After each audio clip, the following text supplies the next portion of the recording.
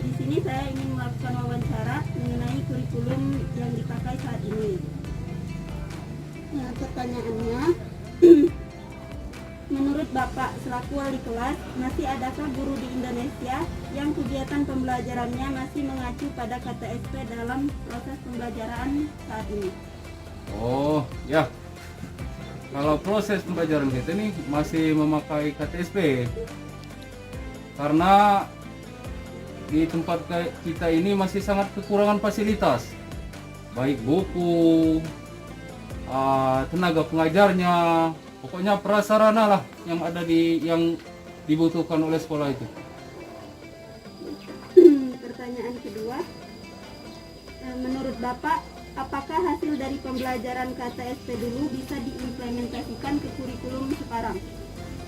Ya, menurut pendapat saya bisa diimplementasikan karena pada kurikulum KTSP itu masih kalau bahasa Inggris itu teacher's test, sedangkan kurikulum yang baru sudah menjadi student test, di mana itu siswa dan guru dituntut harus aktif dan kreatif. Ya itulah menurut pendapat saya. Pertanyaan ketiga, selaku wali kelas, bisakah Bapak menjelaskan permasalahan yang sering terjadi pada kurikulum K13 dan apa saja kekurangan serta kelebihannya? Ya, kalau di setiap kurikulum itu pasti ada kekurangan, pasti ada kelebihan. Tapi menurut saya yang saya permasalahkan ini yang sering terjadi pada K13 misalnya, salah satunya adalah yaitu kompetensi spiritual atau sikap yang terlalu dipaksakan sehingga mengganggu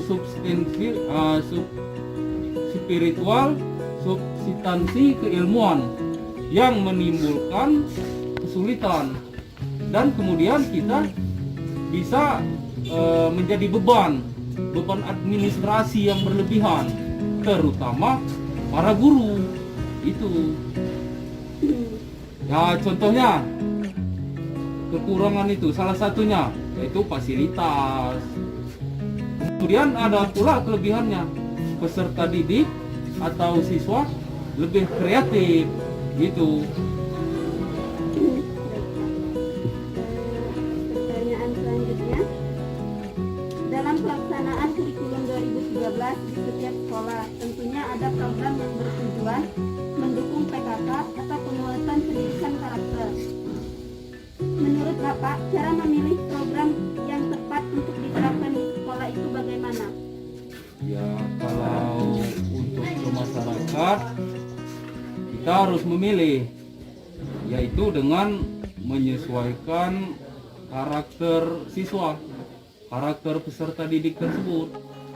Untuk saat ini itu yang bisa supaya kita bisa menerapkannya di masyarakat seperti PKK tersebut.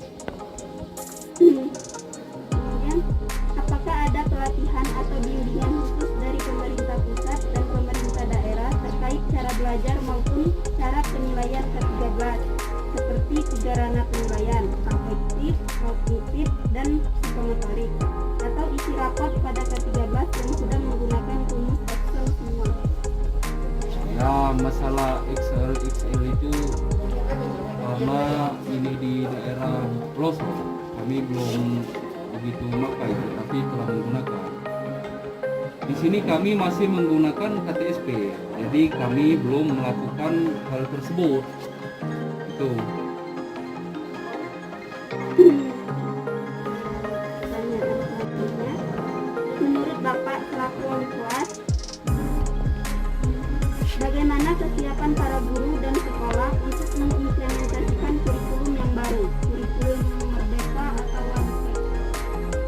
Ya, untuk kurikulum itu kami belum bisa menerapkan, jadi belum bisa diatur itu karena belum ada khususnya di daerah kita ini, di sekolah kita.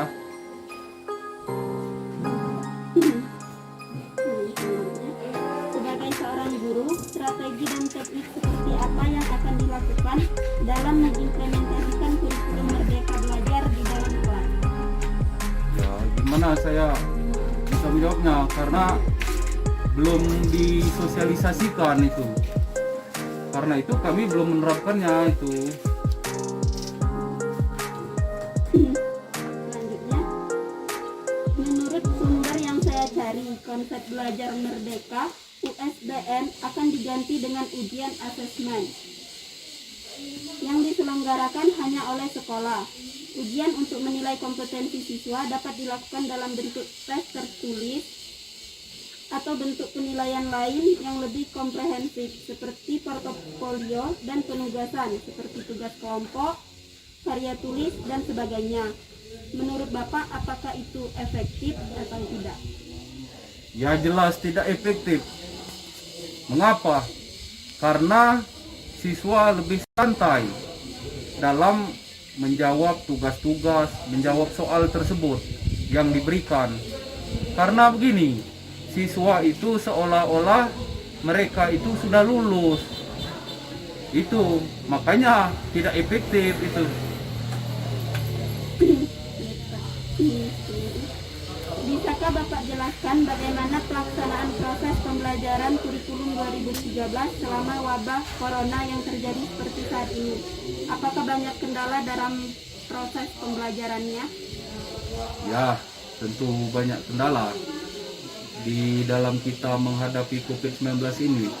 Karena pelaksanaan kegiatan belajar mengajar itu ada di rumah, kan diwajibkan di rumah. Itulah yang membuat proses belajar mengajar kita tidak efektif. Itu sangat tidak efektif lah kalau di zaman COVID-19 ini, Bu. Baik, Pak. Pertanyaan terakhir. Menurut Bapak, dalam pembuatan atau penyusunan RPP, lebih mudah dan praktis yang mana antara RPP KTSP, kurikulum 13, dan Merdeka sekarang ini, atau bisa disebut dengan one pack? Jika dikatakan lebih praktis, ditambahi lagi, lebih praktis, lebih ekonomis. Menurut saya, lebih praktis Merdeka. Itu Merdeka Belajar atau Belajar Merdeka atau One Pagi atau kalau bahasa kami sini Oneh. Karena bagi kami guru lebih mudah menyusunnya, yaitu cuman 3 komponen yang harus disusun mencakup unsur-unsur dan kebutuhan dan pembelajaran tersebut. Itu Baik, Pak, itu saja pertanyaan dari saya. Terima kasih telah menjawab wawancara dari saya. ya, sama-sama.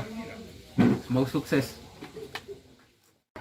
Selesai sudah hasil wawancara dari saya. Jadi dapat saya simpulkan bahwa semuanya akan berjalan dengan lancar jika kurikulum terbaru sudah dilaksanakan dan fasilitas memadai. Cukup sekian wawancara dari saya. Apabila ada kesalahan saya mohon maaf. Pada Allah saya mohon ampun. Assalamualaikum warahmatullahi wabarakatuh.